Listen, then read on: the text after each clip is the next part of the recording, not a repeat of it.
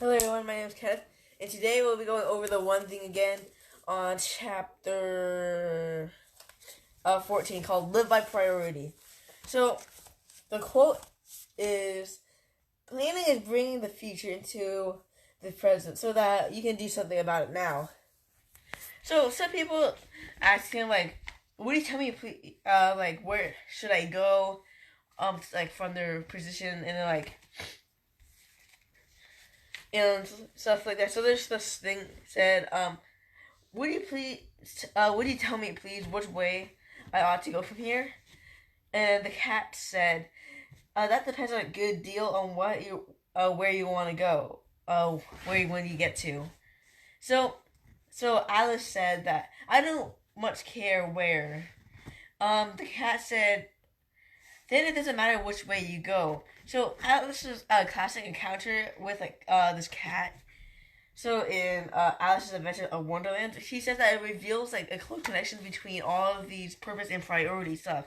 And if you live with purpose, you know where you want to go, and you should live by priority, and you'll know how and where to when to get there. So so so he says that you should be it's powerless. So he says that to be precise with the word priority, or not, and not priorities, because priorities is still too much. You still want to have your priority, your one thing, not your five things.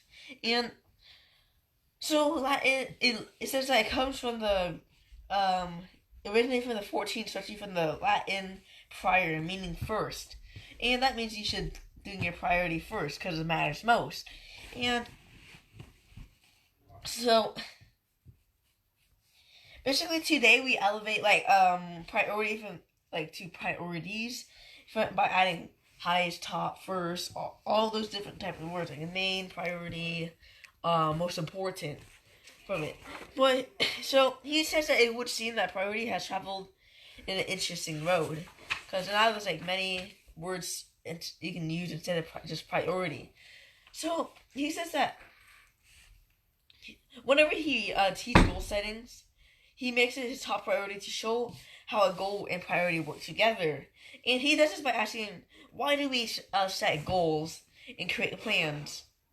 He says, in spite of all of this happening in our lives, so all the answers he gets from all these people he teaches, he says that so in spite of all the good answers, like he gets a bunch of good answers from these people. He says that the truth is that we have goals and plans for only one reason: to be appropriate in the moments of like our lives and why and when it matters. So it doesn't matter about the past; it matters what you're doing right now and the future. So what you do right now is going to affect your future. So basically, he says that economists have long known, even though like these people prefer big rewards over small ones, because bigger rewards is bigger the better and all of that. So they have even a stronger preference for he says presence over the future ones, even when the future is much bigger. Because it wouldn't matter things like, oh, they have to worry about all this other stuff, even though the future it was matter most. And he says that it's an ordinary occurrence that we're all we name hyperbolic discounting. So he says that the farther away a reward is in the future, the smaller the immediate motivation to achieve it. Because it's already far enough. That means people think they have enough time to do it. Like, I can skip one day and all that. But really should be working on that like right away. So you can even get either on time or even faster. So he says that goal setting to the now will get you where you want to be. And so, but he says that by thinking, do the filter goal setting, do the now, you'll set a future goal and methodically, like he says, drill down to what you want to do, should do right now. And so it's like this doll, like this weird doll, like you know how you open it and there's another one inside it and you keep opening it like that. So he says that it's like it's your one thing, like the middle part is your one thing, and so in the right is like your one thing right now, like the outside part, and in the inside part is the one thing today, and which is nested in like your week one, and then keeps going smaller and smaller. So basically, you're just lining up your dominoes like now, today, week, month, year, decade. I don't know, something like that. And so some people might like why so many people would choose $100 right now over the twice amount in the future. Like, would you rather have $200? Let's say next 2 months, or would you rather have $100 right now? So most people want instant gratification because it's like right now. So they'll choose $100 because maybe they have like something to pay, or they really need it fast, quick cash, and then you could get way more later on. You don't need to get anything right now, and yeah. So basically, if you line up like your days, how long it's gonna take, it's gonna end up to your thing. So this is the goal setting to the now. So this is the thing. So it says that the someday chart, like the imaginary dream. So it says someday goal. They call it someday goal. So what's the one thing I can do? I want to do someday, and it goes down to the 5-year goal. Like based on my someday goal, what's the one thing I can do in the next 5 years? And then they keep going to 1-year goal. What's based on my 5-year goal? What can I do in 1 year? In a monthly, weekly, daily, and right now. So yeah. Okay, so it doesn't have to be exactly like that, but that's like more simplified like that. It's easier to know what you're doing. Okay, so he says that to understand the goal setting to the now, will guide your thinking and determine what is your most important priority in what you like in anything. So you want to read this out loud, like Sunday, like based on my Sunday goal, what's the one thing I can do in the next 5 years to be on track to achieve it? And then the same thing to a 1-year goal, a monthly goal, weekly goal, daily goal, and right now.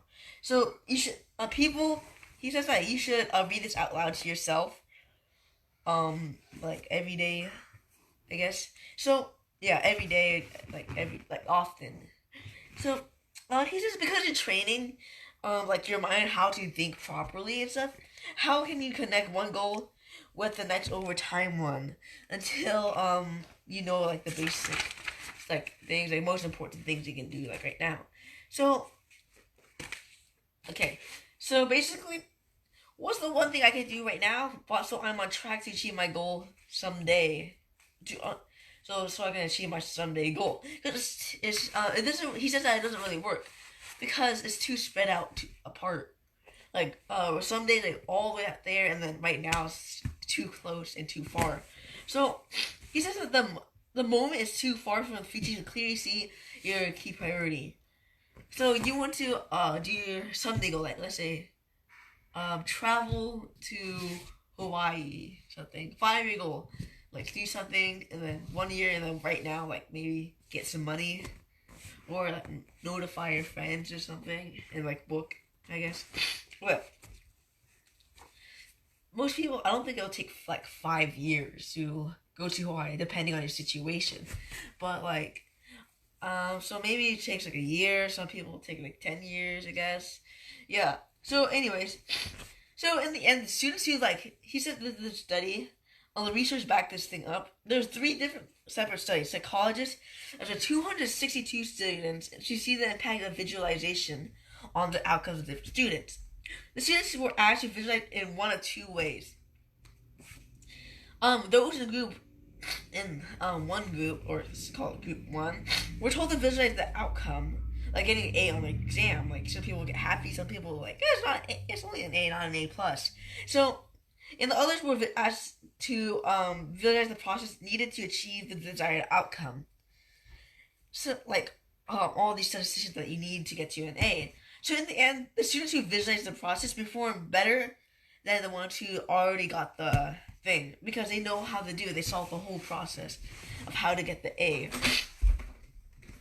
So he says that people tend to be overly optimistic about what they can accomplish, and therefore, most people don't think all all the way through because they just want stuff to happen automatically fast. So there's this. So he shows this thing like a domino run. So it's the one thing. So the what someday goes all the way here, 5-year goal, 1-year goal, monthly, it keeps going. So if you knock down that one right now goal, you can keep going until you reach that someday goal. Okay, so he says that he has a dialogue with people every day. He talks to a lot of people every day, and he says that it's particularly effective when they ask him what they should do. He turns around because he's like he says that before I can answer your question, he like let me ask you something, right? So like he tells them let him ask them something. So where are you going? What do you want to be someday? Like basically like goal questions. And so he needs to know their goals before he can start because like if you don't have a basic understanding of what they're doing, so yeah. So he's just without fail, he can walk them through goal setting to the now and to catch on and quickly come up with their own answers. Because he's not gonna babysit them like tell them the exact answer. He's gonna give them some hints. So this is a thing called in 2008. This guy named Dr. Gail Matthews from the Dominican University of California. He recruited 267 participants from a wide range of professions like lawyers, accountants, doctors, nonprofit employees, marketers, and all this from a variety of countries.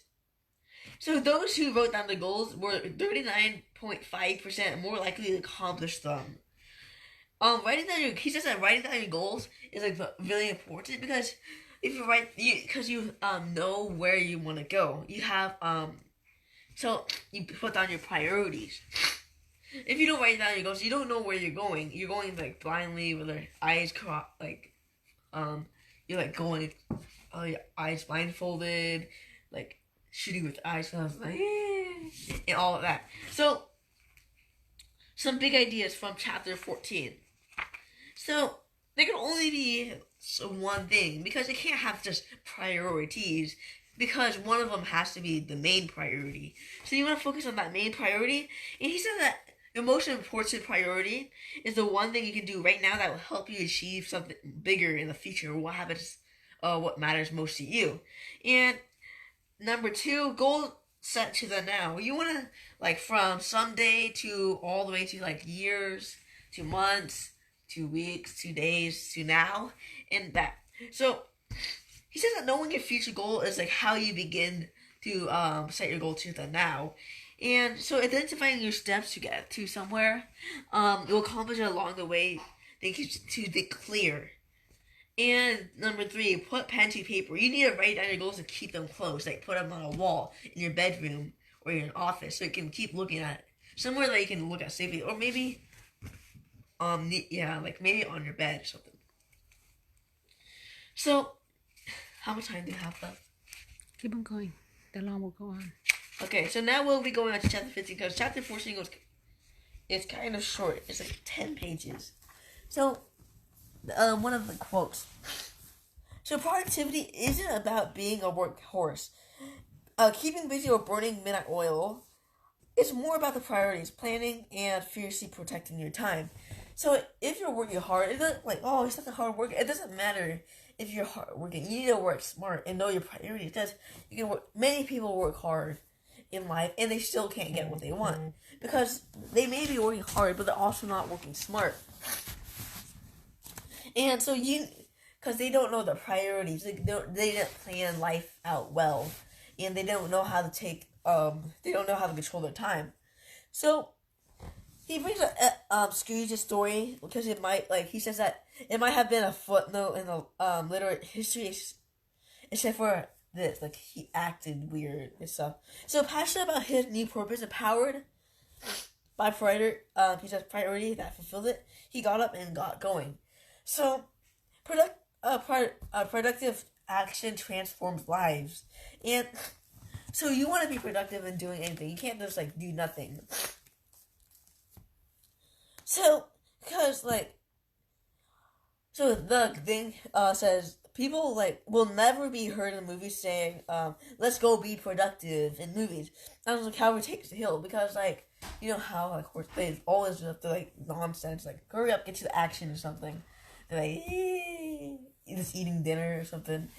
So it's not that the first choice is like a coach, manager, or general, anything like that.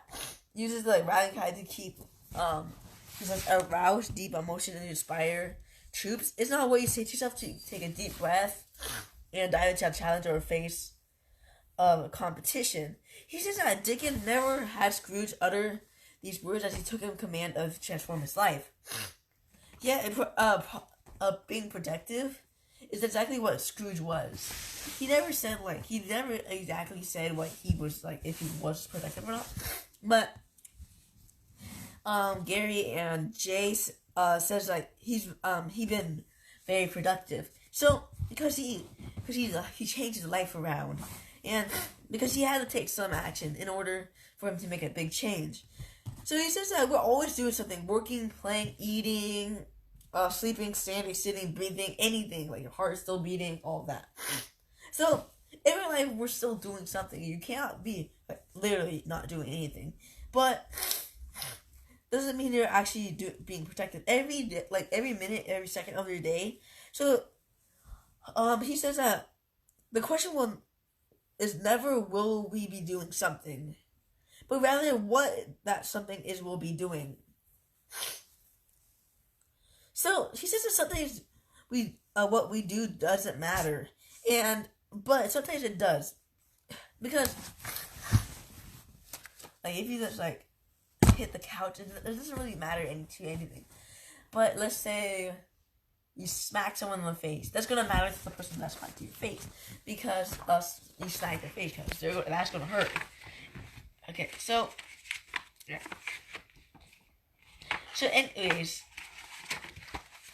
so he says that in the end, putting together a life of extraordinary results simply comes out to getting the most out of what we do, and when what you do matters most. So living for productivity produces extraordinary results, and so first you need to know your purpose. Then you have to set your priorities straight. So then after that, you need to be productive in trying to finish that priority. So once you're done with that, you can just check it off and continue to live with priority in productivity. So he says that whenever he teaches productivity, he always starts his class by asking, what time management system do you use? Like, the answers are very like from a paper calendar, electronic calendar, a day timer, at a glance weekly planner, all of that. So like maybe like literally anything. People like you always get the weirdest results. Like maybe just some random person like, hey, what's the date? And then they'll tell you. Okay.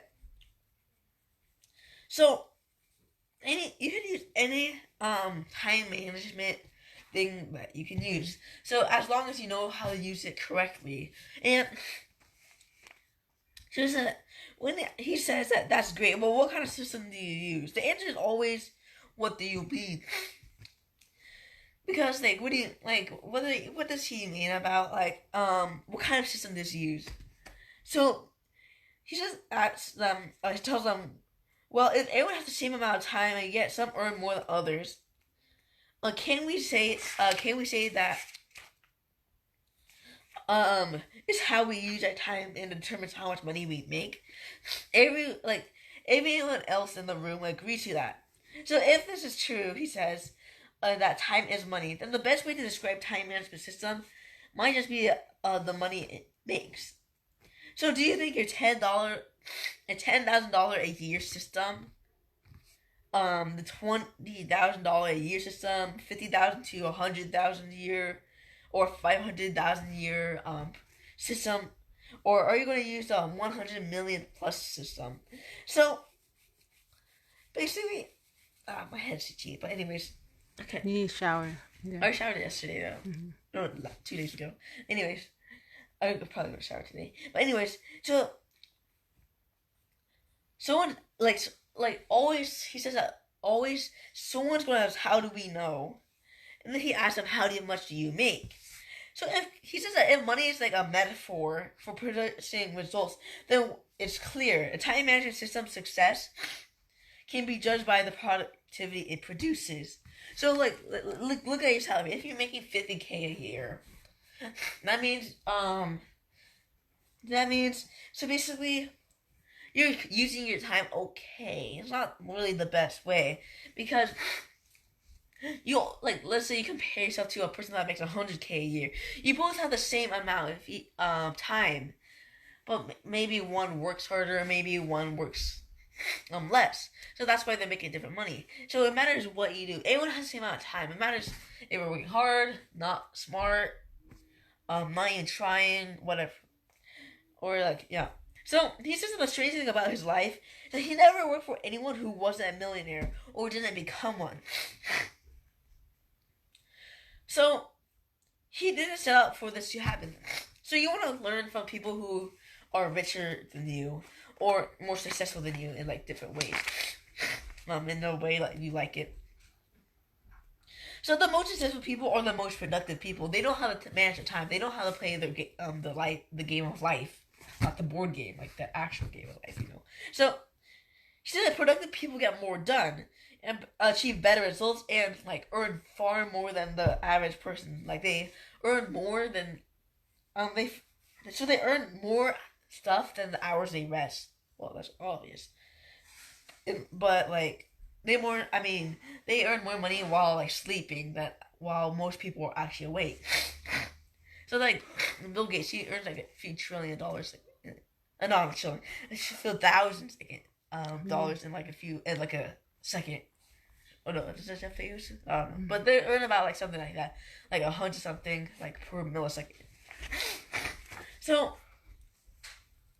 you want to make your appointment with yourself and keep that appointment. So you want to time block your one thing and like protect that time block. So time block is so you basically like protecting what you have to save time for that, and so or even you want to create enough time to do it. So like no matter what you're in your to do list, it's gonna be there. So he said that. Wait, my stuffy nose is coming. So anyways, so he says that he often say that he comes from a long line of lethargic people. So that because he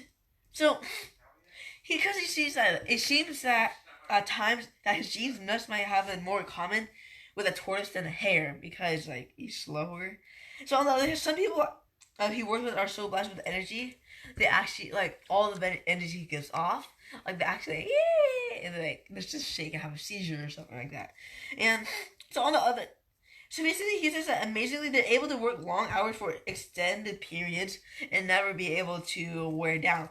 I think all the people who just got into the workforce because they're working for money, they don't really they don't know how much is a lot yet because yeah. So like older people, they know like this is not enough, but these young people they work hard, like they don't get wore down because they're newer and the younger and like they don't really know what is a high salary and stuff. Plus the bosses like hire those people because it costs less for them and like yeah, it costs less for them and everything. So and they do good stuff. So anyways, he says that the solution to to find a way to be highly productive in the hours he has or he can put in is to be time blocking, and it's a way. He says that it's a way to be making sure that what has to be done. Like he says, the example with Alexander Graham Bell said, concentrate all your thoughts upon the work at hand. The sun rays do not burn until brought to a focus. And because time blocking harnesses your energy and centers it to the most important work. You want to time block your priority. And so it's basically, he says that it's productivity's greatest tool, or power tool. So in a typical day of average person, it has this is the whole clock, right? there's only a little bit of your one thing in that time period, and everything else of the clock of your day is like just random things. Well, you should make it half, like your one thing and half other things. So he says that you should go to your calendar and block out all the time you need to accomplish your one thing, like that you can do right now, like you can finish it in like one day, or like over a time period. So he says that if it's a one thing, block out the appropriate hours and days. If it's a regular time like thing, block out the appropriate time every day so it becomes a habit to do it. Okay, so this chapter's kind of long actually. Anyways, so unfortunately, like if you're like most individually, a typical day for them is like might look like what I just showed you, a typical day, like a little bit of your one thing, and like everything else is like basically dominates your day. So he says that if this proportionate results come from one activity, then you must give it that one activity a disproportionate time. Now stuff you can't talk about it. But anyways, so he said that each and every day, ask a focus question for your block time. Today, what's my one thing I can do for my one thing? Just by doing it, everything else would be unnecessarily easy. Wow, something poked me in the back. So again, so today, what's the one thing I can do right now, or like, to do for my one thing? So by doing it, everything will be easier.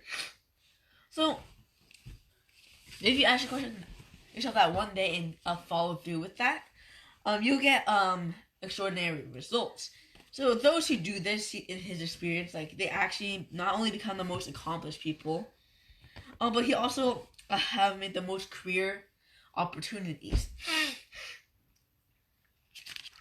So he says that the one thing will become irreplaceable, and ultimately no one can imagine to tolerate the cost of losing them. The opposite is equally true, by the way, in the loss of the land by everything else. So here's your time blocking thing. So like they like Monday, Tuesday. So you want to have a few breaks, like Monday to Friday. Just all work under one thing. And then Saturday you can have a break, and then Sunday you can plan like your day, like your week course. And then Monday to Friday, or let's say Monday to Wednesday, you can work on your one thing. Take a break from Thursday to Sunday. Then you work from Monday to Friday. Take 2 weekends off, and then Monday to Friday again, like most people's work day. Except for you're working on your one thing instead of focusing on all these weird stuff. Mm-hmm. So, never mind. This is actually an approach to identify like your next priority and all of that. So yeah. So basically, this is what your calendar should do. So he says that getting everything else done may help you sleep better at night. Well, it's unlikely that it'll get a promotion. Like you can try to get everything done. You don't need to get everything done. All you need to do is get your priorities done. You don't need to get all the little things done.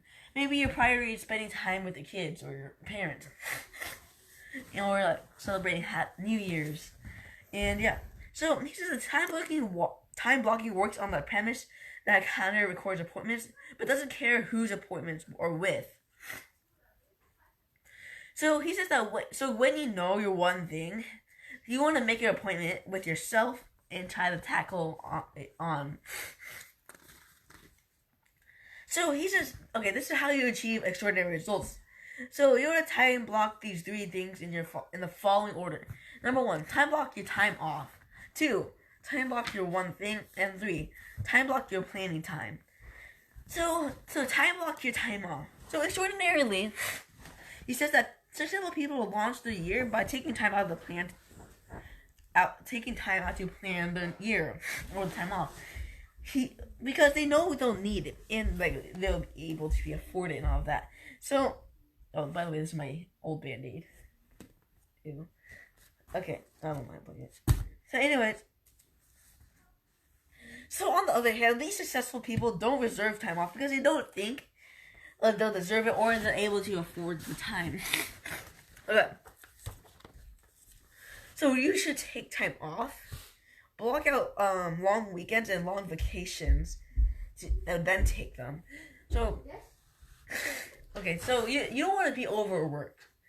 Overwork is unhealthy, and you'll also not lead to good results because your brain will too focused. You can't focus on your family, personal life. You'll have no life, and so I agree that you should work hard on your one thing and smart on your one thing, but you don't want to work too hard so that you to the point that you overwork yourself. You don't want to do. You want to release some stress, do meditation, or do anything that will keep you eating ice cream. But not every time though. It makes you fat. Okay, but I don't need that. I can't eat ice cream every day because I'm small. Anyways, so resting is important as working because he says that there are a few examples of successful people who violate this. Hold on.